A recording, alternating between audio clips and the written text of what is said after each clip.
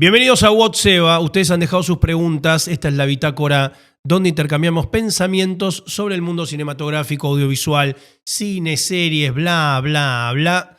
¿Qué tal, chicos? ¿Cómo están? ¿Cómo estás, Seba? Un gusto de tenerte acá otra vez. La verdad que sí. Espero ir mejorando mi voz a medida que avancen los capítulos. La verdad que me encanta que dejen preguntas. Me encanta intentar contestarlas. Espero echar un poco de luz sobre las dudas que tiene la gente que se comunica con esta primera pregunta, por favor. Perfecto. Bueno, acá tenemos una de Hitchcock. Dice, ¿por qué Hitchcock fue y sigue siendo tan importante para la historia del cine? Bueno, qué pregunta, ¿no?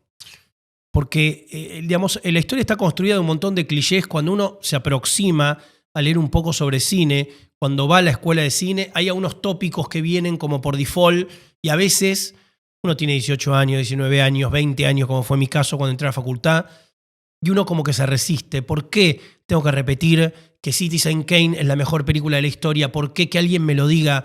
¿Por qué tengo que repetir que El Padrino es una obra maestra? Y si me chupa un huevo la mafia, ¿qué pasa? ¿Por qué tengo que repetir que La Nueva Ola Francesa es genial y cambió la historia? Si por ahí me aburro, me duermo, tengo que entenderlo. Y termina uno descubriendo que todos esos instintos de rechazo que tiene terminan siendo verdad. Es la mejor película de la historia, Kane. La Nueva Ola Francesa es lo mejor del mundo. El Padrino es una obra maestra y una maravilla. Pero entiendo que cuando uno es chico, uno se resiste a todo. Y está bien que así sea, porque es prodigiosa esa resistencia. Porque nos define y porque aparte también nos protege un poco. Y obliga al interlocutor, en este caso yo, que ahora soy un viejo, a que tenga que decir por qué es así. Y hay un cliché con Hitchcock también. Hitchcock, genio del mundo inapelable. Primero, Hitchcock no siempre fue tomado en cuenta de ese modo. De hecho, le costó muchísimo, más allá también del cliché o la anécdota de nunca ganó un Oscar a mejor director. Hitchcock fue muy resistido en su tiempo. En la época que existía, en la época de oro, digamos, cuando él Hitchcock es inglés, comienza su carrera en Inglaterra. En un momento David O. Selznick, uno de los productores más grandes de la historia de Hollywood, lo lleva a Hollywood y desembarca con Rebecca, la mujer inolvidable, basada en la novela de Daphne du Maurier. Hitchcock comienza una etapa de éxito comercial enorme, de ser uno de los primeros directores que la gente podía ubicar en la calle. Digamos, va a venir Alfred Hitchcock, presenta su serie donde cada capítulo es presentado por él, una especie de estrella. Los directores eran gente invisible hasta ese momento, de algún modo u otro, salvo John Ford, por ahí, que es un tipo que ganó 6 veces el Oscar a Mejor Director y que en su día era conocido como, abro comillas, el mejor director del mundo, cierro comillas, no porque no lo sea, sino porque el título es un título, ¿quién podría decir este es el mejor director del mundo? No es deporte, no es medible, no hay un ranking. Porque uno podría decir que es el que lleva más gente, es el más popular y que lleva más gente, es el que filma mejor que filmar mejor, ¿no? Son todas discusiones que no vamos a poder, afortunadamente, nunca poder determinar de un modo contundente. Pero volvamos a Hitchcock. Decía en sus días, era como un director comercial, un director de películas de terror, de thrillers, de cine espectáculo, no era un director arte, ¿no? Cuando se empieza a mencionar la historia de los grandes festivales, sobre todo en Europa, las entregas de premio, Hitchcock estaba más asociado a la clase B, y cuando digo clase B no digo por una cuestión presupuestaria, porque hacía películas bastante caras, sino también por una cuestión de género. Era un director de género, y en ese momento los géneros no eran considerados obras maestras, materia de estudio. El cine en general no era tan materia de estudio. Pero, de mediados y a finales de los 50, una serie de críticos europeos va a poner en valor a Hitchcock. Aparecen los primeros libros teóricos sobre Hitchcock y aparece la propuesta de François Truffaut de hacer un libro basado en una serie de entrevistas que recorran la filmografía de Alfred Hitchcock, llamado El cine según Hitchcock. Uno de los libros teóricos de historia del cine más populares, más famosos, más consagrados. Esa puesta en valor de la obra de Hitchcock, que comienza con el estudio y análisis profundo de imágenes recurrentes, de símbolos recurrentes, de una manera de construir la ficción con la posibilidad de un intertexto, una segunda historia bastante interesante, empieza a ubicarlo en otro sitial. Sumado a esto, que era un gran técnico. El primer trabajo que tuvo Alfred Hitchcock dentro de la historia del cine, antes de ser director de cine, era diseñar los intertítulos del cine mudo. Si ustedes vieron alguna vez una película de Chaplin, un corto, o una película de Fritz Lang, o cualquier película muda, van a ver que muchísimas veces aparecen unos carteles que nos indican parte de la trama. Lo que hacía Hitchcock, su primer trabajo dentro de la industria fue eso, hacer esos carteles de intertítulos para contarnos o mostrarnos o aclararnos qué venía pasando en la historia. Todo lo que no se pudiera mostrar con imagen.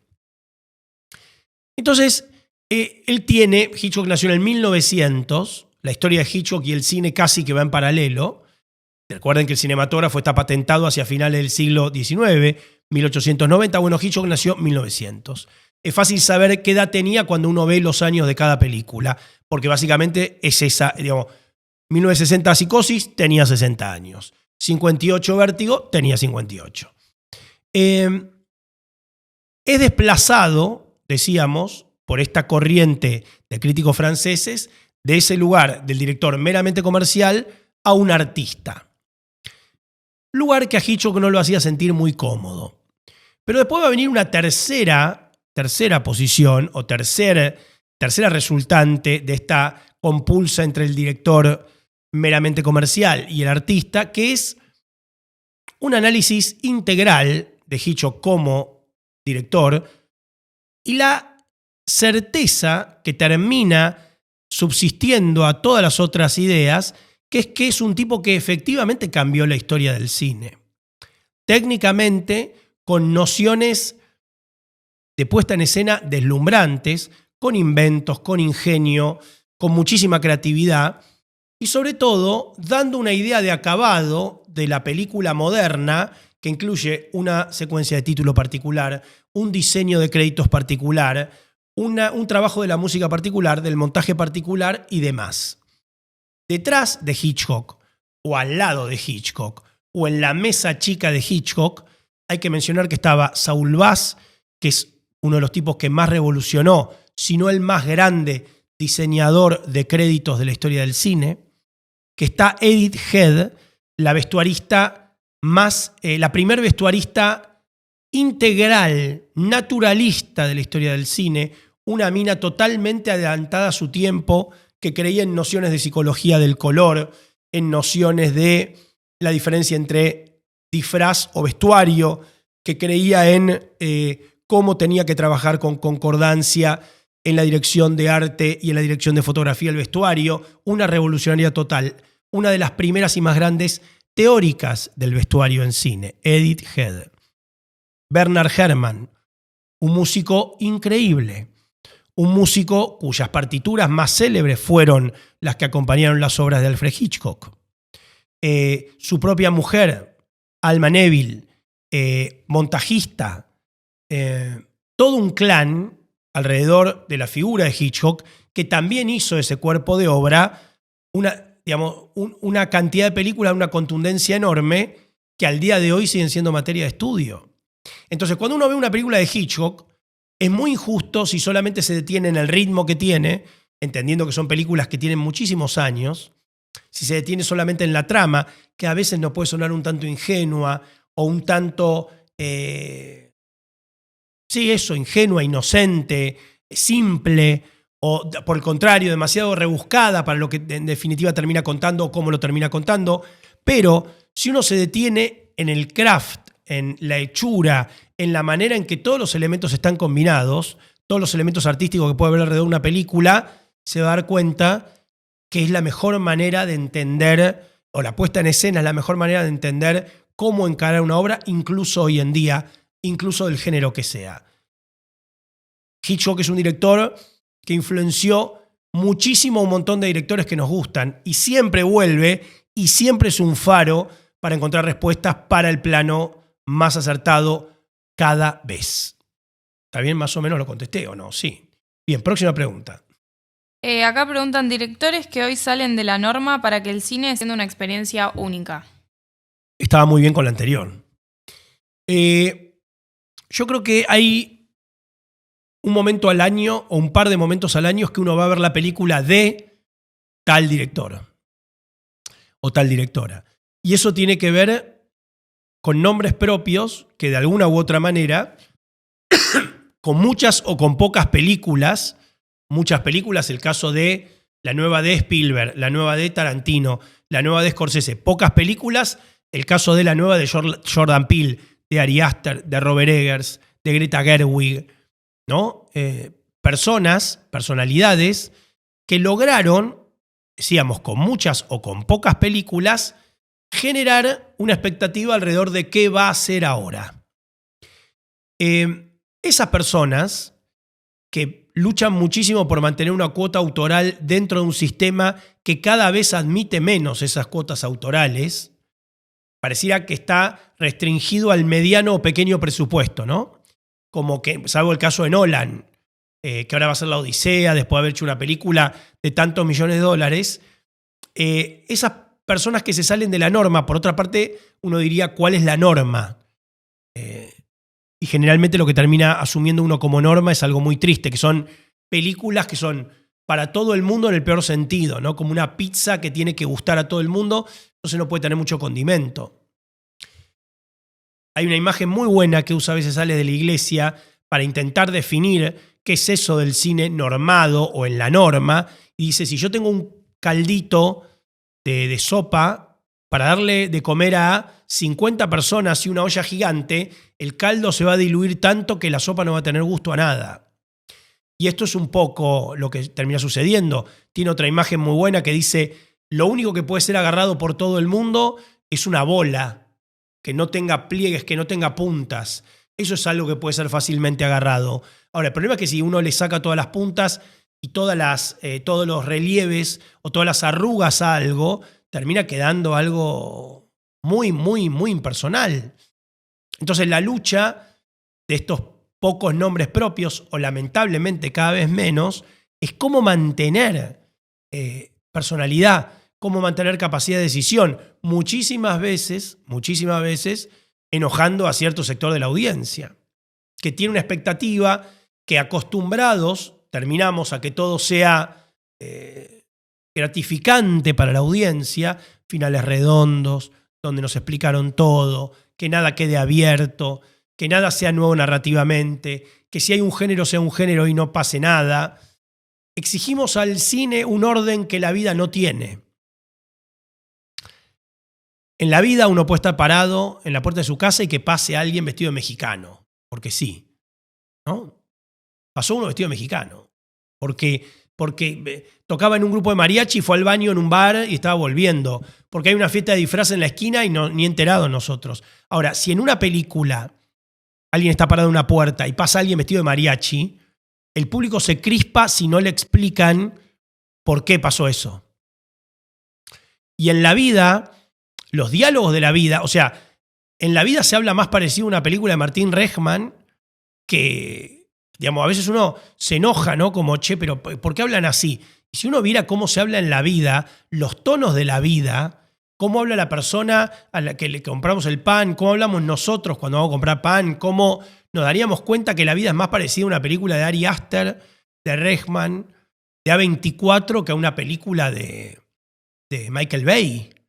O sea, la vida es una película independiente. La vida es una película de festival. Nosotros nos enojamos con el cine festival y nuestra vida es como una película de festival. Nuestra vida es, no, traje las cosas, tenés un café, se terminó el café. Las charlas, yo a veces escucho las charlas, se habla muy mal ahora en las fiestas. Las pequeñas fiestas, que son un grupo de gente en una casa tomando algo, como nos importan pocas cosas, o cada vez menos, las charlas no prosperan.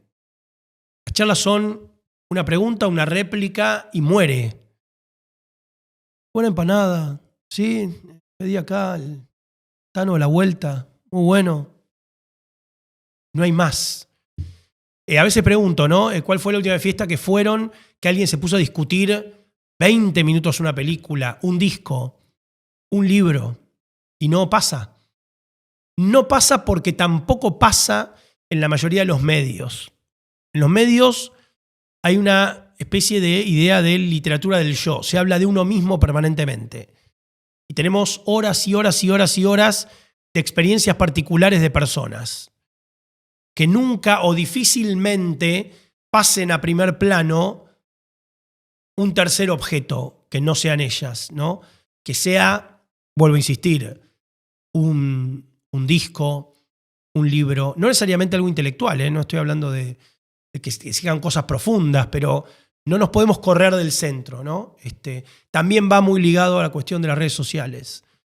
Entonces, el mundo es qué me pasa a mí con el mundo. Y el mundo no puede ser solamente, o no puede ser la mayoría de nuestro tiempo qué me pasa a mí con el mundo. Y sin embargo, estamos mucho en qué me pasa a mí con el mundo. Y es un problema, me parece. Entonces, volviendo a la gente que se sale de la norma, o esos pocos valientes que no ceden a la tentación de ver cómo se vuelven parte de ese todo impersonal, yo creo que vincularnos a esas experiencias, incluso aunque no sean del todo satisfactorias, nos ayuda a nosotros mismos cambiar un poco el foco. Próxima pregunta. Acá preguntan, aprovechando la salida de la película de la Fórmula 1, ¿cuál es la mejor película de automovilismo que hayas visto? Primero que no hay nada más bello que filmar autos a gran velocidad. Es un sueño que tengo, ojalá algún día se me dé. Es muy complejo, hay que aprender a hacerlo. Pero filmar autos también es muy bello, aunque no estén a gran velocidad. Si te gusta el objeto auto. Hay muy buenas películas de Fórmula 1 y de carreras, pero hay una que mi corazón, que es una película que se llama Le Mans. Una película con Steve McQueen, donde Steve McQueen hace un corredor de Porsche de Le Mans. La película transcurre en los 60, hacia finales de los años 60. Transcurre obviamente en Le Mans y fue filmada durante una edición de Le Mans. Entonces hay autos reales corriendo, es una época de oro del automovilismo, hay un accidente filmado de una manera increíble, solamente con luces. Es una película impresionante, muy buena, con muy buenas ideas técnicas de cómo montar las cámaras a los autos. Steve McQueen, que era corredor, que hacía la mayoría de sus stunts de vehículo, era un gran piloto de moto y de auto. En el Gran Escape salta él con la moto Triumph. En manejaba siempre. Eso que hace que Keanu Reeves en las peleas de John Wick lo hacía Steve McQueen con sus vehículos. Y en Le Mans realmente se luce. Es una película extraordinaria, hermosa película, recomiendo muchísimo. Me vuelvo loco por ir a ver la de Brad Pitt, ya tengo entradas para el IMAX, así que la voy a ir a ver el domingo. O sea, cuando ustedes estén viendo esto, muy probablemente ya la haya visto, pero estoy loco por ver esa película. ¿Qué más? Bueno, acá tenemos una del Padrino que dice, El Padrino trata sobre un hombre que lucha contra los demonios de su padre y pierde. Es una duda. Muy buena pregunta, porque yo entiendo lo que quiere decir. Muy buena, le voy a decir no sé, pero no sé es una respuesta muy triste. O sea, eso no lo sé. Porque uno diría, Michael Corleone. quiere mantenerse por fuera de la familia. No quiere terminar siendo como Vito. Vito Corleone tiene 4 hijos y una quinta esencia. Fredo, Sonny, Tom, que es un hijo adoptivo, Robert Duvall, y Michael. Y una quinta esencia que es Connie, ¿no? Diría el maestro Fareta. Ahora bien, esa mezcla alquímica de los hijos, sobre todo a los 4 hijos varones, que son los que están llamados a que de alguno de ellos salga el heredero del padre, da por este resultado. Fredo es un cobarde. Sonny es un temperamental que pierde la lógica si hay una situación que lo saca. Tom, que es un diplomático, es un hijo adoptivo, no de sangre, no puede continuar con la tradición. El único que queda, que confluye todo, es Michael. Entonces Michael, que es por otra parte el que menos quiere, porque esto es una tragedia, y como buena tragedia griega o shakespeariana, el que menos quiere el padre que se ensucie la mano con sangre es el hijo más chico. Es Michael. Y como es una tragedia, como en Edipo está condenado a hacer lo que le dijeron que evite permanentemente, como en Muerte en Venecia, como en Moby Dick, el capitán Ahab, cuando le clava el arpón a lo que persiguió toda la vida, se hunde con la ballena. Bueno, acá pasa lo mismo. Acá eso, que es lo único que no puede pasar, lo más trágico que debería pasarle a Don Corleone y a Michael, es lo que termina pasando. Entonces, la pregunta era muy buena y por eso digo, no sé, ¿gana o pierde? ¿Es lo que tenía que pasar o no? ¿Qué pregunta? Pues es una pregunta tan profunda. A ver, si yo hago todo lo contrario a lo que hizo mi padre, ¿gané o perdí? ¿Me definió o no me definió? Hacer todo lo contrario o hacer lo mismo es lo mismo. Porque uno está siendo reaccionario. O está siendo el que cede y hace lo que hay que hacer, o el que haciendo todo lo contrario también reacciona, porque a lo mejor todo lo contrario no es lo bueno. Entonces, el camino más sensato sería un camino templado, un camino donde uno elige qué quiere replicar porque es virtuoso y qué quiere evitar porque le parece un error. Pero ¿desde qué parámetro entendemos qué es lo virtuoso y qué es lo que está mal? ¿O cuántos errores van conectados con las virtudes? ¿Cuántas virtudes nuestras son también los errores en otro escenario? ¿No? Es muy difícil precisar eso. Es muy difícil precisar si no es que nuestras virtudes parten de nuestras debilidades o nuestras virtudes condenan y nos hacen tener debilidades. Es muy difícil porque todo está vinculado. Ojalá la vida fuera un tenedor libre donde uno elige lo bueno y desprecia lo malo. En este momento, en una esquina, le roban a una anciana su bolso. En la otra esquina, 2 personas se enamoran por primera vez.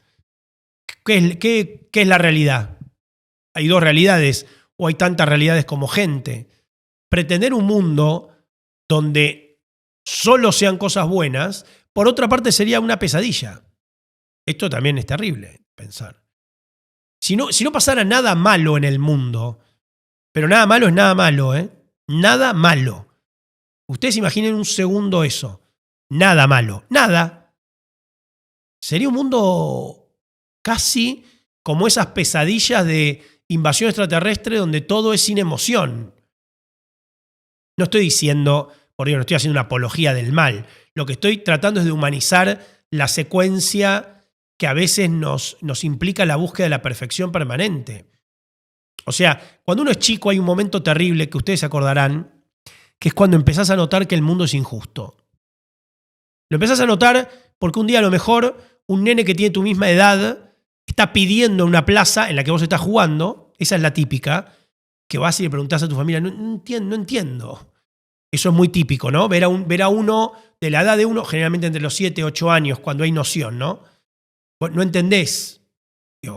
O ver un robo, o pasa alguien, arrebata una cartera, o ver en la televisión que existe un ladrón, un asesino, o la muerte de alguien o de una mascota. Tener que lidiar con, pero no quiero que esté mal. O la típica situación, ¿no? Cuando descubrimos el concepto o la noción de la muerte. Están esos videos ahora que todo el mundo tiene un celular con cámara, que filman, el chico le pregunta a la madre cuándo se va a morir. ¿Lo vieron? Que es como empiezan las nociones de, pero me voy a morir. Me voy a morir. O sea, hay un momento que uno entiende que se va a morir. Y lo entiende también. Primeros años de vida. Y a partir de ahí es una angustia que no va a terminar más. Que la engañamos con alegría, con sueños, con momentos placenteros, con divertirnos, uno no vive consciente de eso porque también es una pesadilla. Ahora, por otra parte, y volviendo a las paradojas del Padrino, la vida solo tiene sentido porque se termina. Si fuéramos inmortales, nada tendría sentido.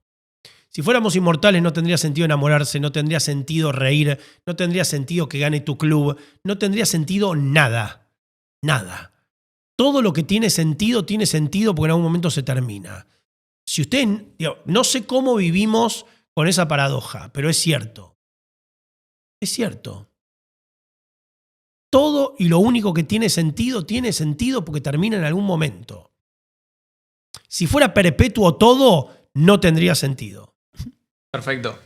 A ver, acá un seguidor pregunta, ¿te gusta Wong Kar-wai? Me encantaría un análisis tuyo de ese tipo de películas. Me parece un genio absoluto. In the Mood for Love me parece una película extraordinaria.